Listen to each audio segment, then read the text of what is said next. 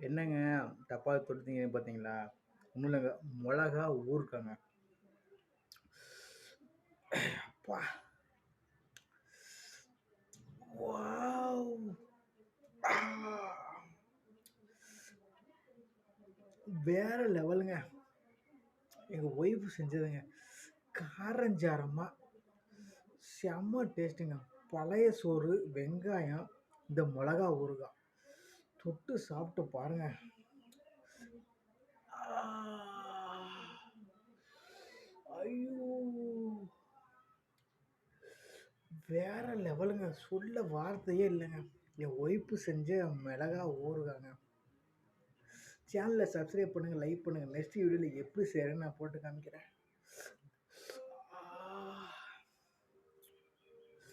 சொடக்கு புட்டு சாப்பிடலாங்க.